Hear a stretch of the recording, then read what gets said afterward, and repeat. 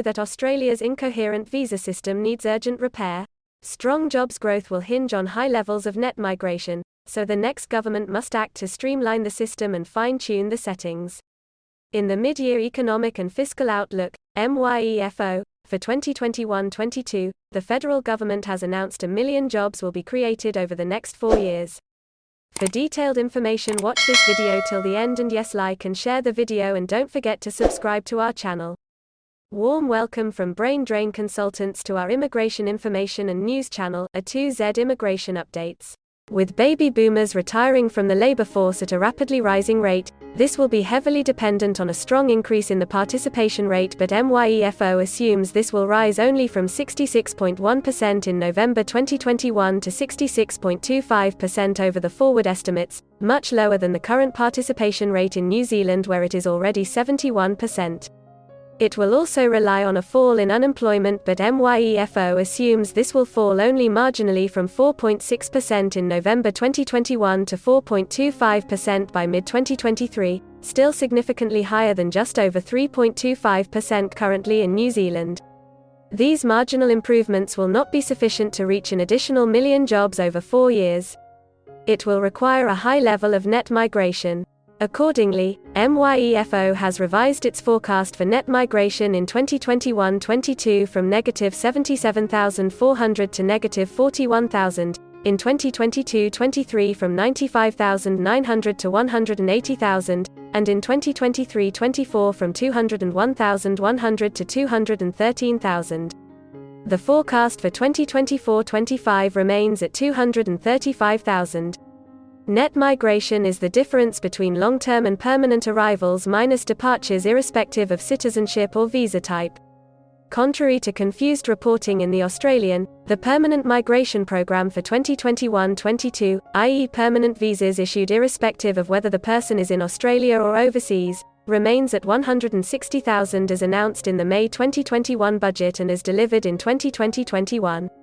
The earlier than forecast increase in net migration is due to the opening of international borders being brought forward to this month. In the 2021 budget, the government assumed this would not occur until next July. Treasury has provided few details on the composition of its net migration forecasts, either in the budget or MYEFO.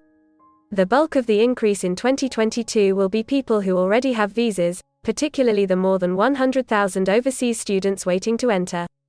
There will also be substantial arrivals of Australian citizens, partners and parents of Australians, temporary and permanent skilled migrants, offshore humanitarian program visa holders and long-stay Pacific Island workers.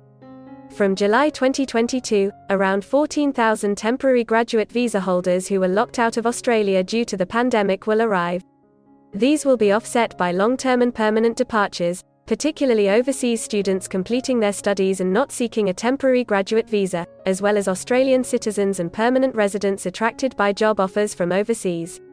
The key to whether the forecasts of net migration are delivered will be the state of the labour market. With massive levels of monetary and fiscal stimulus already in the economy, a huge increase in household savings to be spent, a tsunami of government spending to be announced ahead of the federal election, a gradual return of international tourists, and a skilled vacancy index at a 13-year high, it is inevitable the labour market will be strong in 2022 as assumed in MYEFO. The surge in arrivals in 2022 will itself heat up the economy further. The government is under severe pressure from business lobby groups to make further changes to visa policy settings to be more facilitative, particularly if unions become more active in demanding higher wages. But the government should avoid being panicked into short-term visa policy changes that would have long-term consequences, particularly if these result in a build-up of long-term temporary migrants who struggle to secure permanent residence. Even if the migration program in 2022-23 is held at 160,000, it will require a major shift towards the skill stream as the backlog of partner visa applications will have been cleared. In 2022-23, the government may only need to allocate around 40,000 places for partners as opposed to the current 72,000, thus freeing up 32,000 places for the skill stream.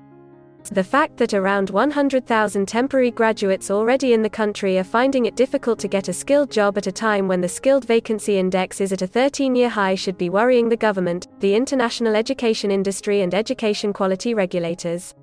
Another challenge is the massive gridlock in the visa system, with more than 330,000 people on bridging visas. Whoever is in power cannot ignore this appalling situation. Efficient visa processing with high levels of integrity is essential to the credibility of the system. Large onshore application backlogs just attract the unscrupulous. Dealing with this issue and genuinely reducing migrant worker exploitation and wage theft will be resisted by business lobby groups as increasing costs for their members.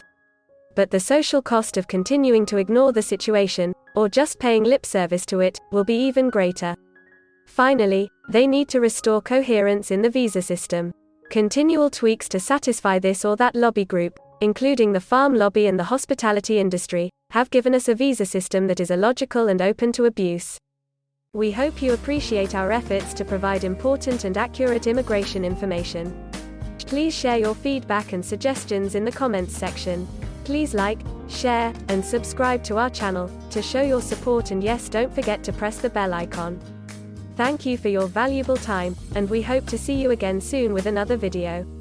If you need any further assistance or want to discuss anything related to your immigration dreams, then you can book an expert consultation session with our team of registered migration consultants.